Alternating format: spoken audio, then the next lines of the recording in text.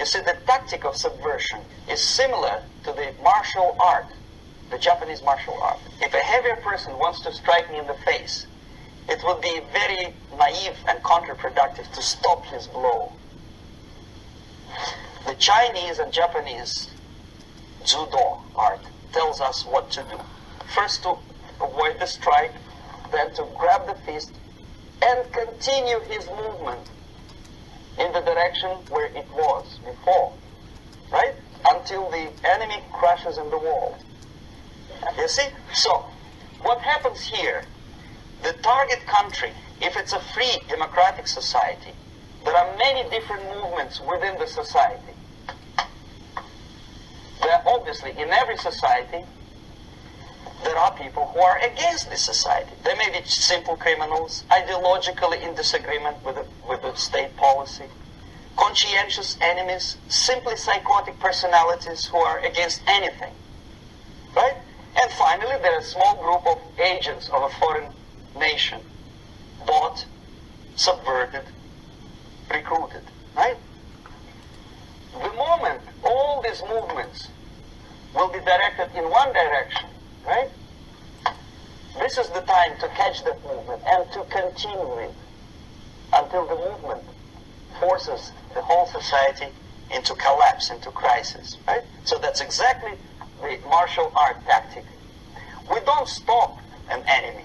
We let him go. We help him to go in the direction we want them to go. Okay?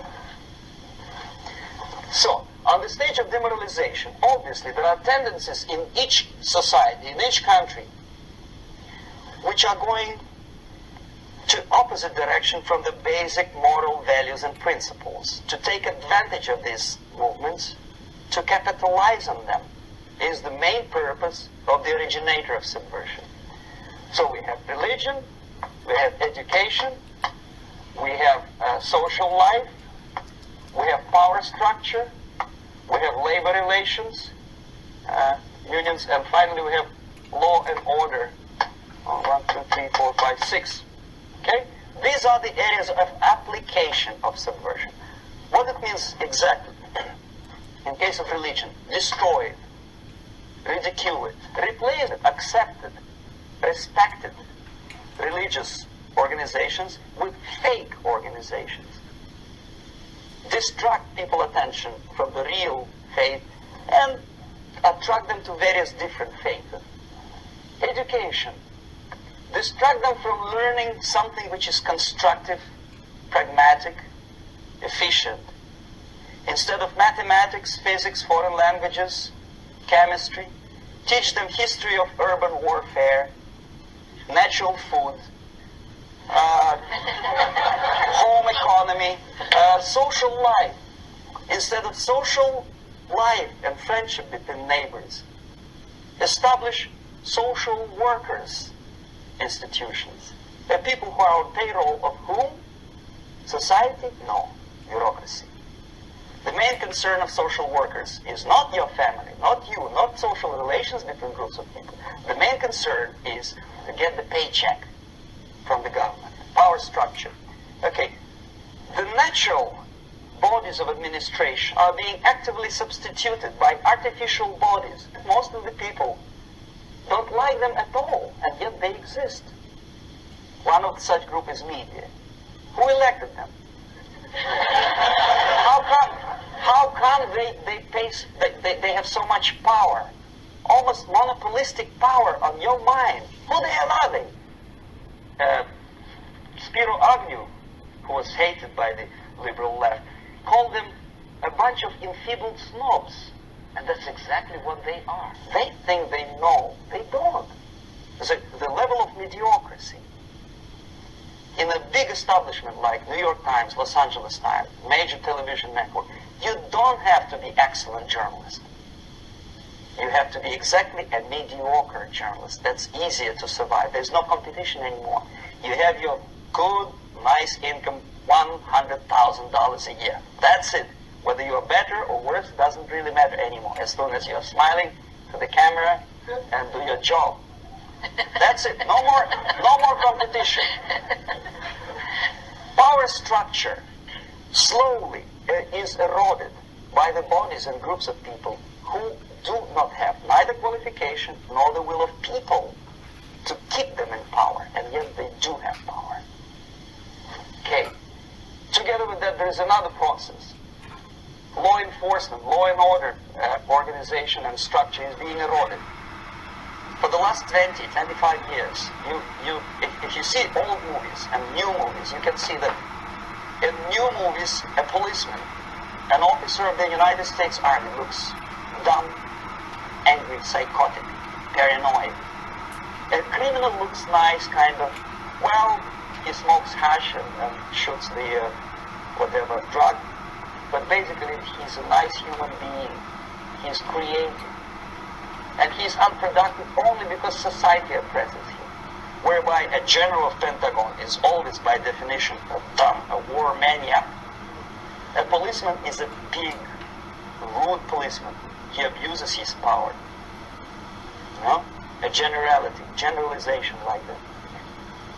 The hatred, the mistrust to the people who are supposed to protect you and enforce law and order. Moral relativity, a slow substitution of basic moral principles, whereby a criminal is not a criminal actually, he's a defendant, even if his guilt is proven. Okay, labor relations, the classical Marxist-Leninist theory of natural exchange of goods. Person A has 5 sacks of grain and person B has 5 pairs of shoes. And the natural exchange without money is when they bargain between each other. And only with the introduction of the third force, C, an entirely third foreign stranger who says, no, don't give him 5 sacks of grain, give it to me. And you give me your 5 pairs of shoes and I will distribute it accordingly. So that the economy will go. This is the death of natural exchange, death of natural bargaining. What is the motivation for strike? Improving a worker's condition? No, obviously it's not. Then what is it? Ideology. To prove to these capitalists. And the obedient horde of workers, like sheep, follow these people. And they cannot disobey. Why? Because if they do, you know what happens to them.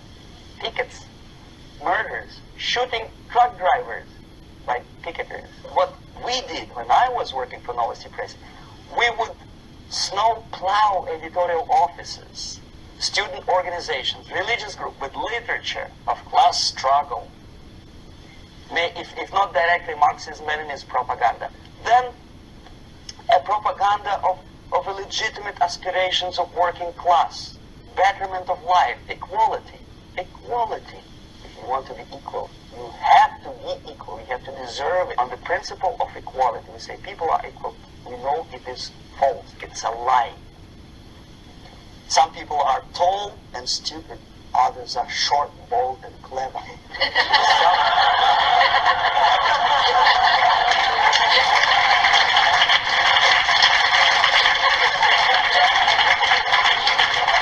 If we make them equal by force, if we put the principle of equality in the basis of our socio-political structure, it's the same thing as building a house on sand. Sooner or later, it will collapse. The statement of a very ancient Chinese philosopher, Sun Tzu, who was born 500 years BC, before Jesus Christ, who said something to the effect that fighting war on a battlefield is the most stupid and primitive way of fighting a war. The highest art of warfare is not to fight at all, but to subvert anything of value in your enemy's country, be it moral traditions, religion, respect to your authority and leaders, cultural traditions, anything. Put white against black, old against young, I don't know, wealthy against poor, and so on. Doesn't matter. As long as it disturbs society, as long as it cuts the moral fiber of a nation, it's good. And then you just take this country, when everything is subverted, when the country is disoriented and confused, when it is demoralized and then destabilized, then the country, mind you, President Kennedy once said, "People, we will make America to believe that people are born equal." Are people born equal? Is there any mentioning in the Bible or any other holy scripture in any religion, if you don't believe me, go to the library and check it, there is not a single word about equality, just the opposite. By your deeds, God will judge you. What you do is important, the merit of your personality. You cannot legislate equality. If you want to be equal, you have to be equal. You have to deserve it. And yet we build our society on the principle of equality. We say people are equal. We know it is false. It's a lie. Some people are tall and stupid. Others are short, bold, and clever.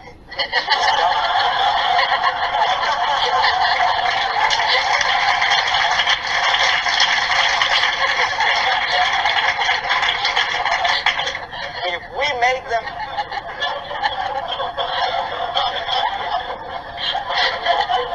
make them equal by force, if we put the principle of equality in the basis of our socio-political structure, it's the same thing as building a house on sand.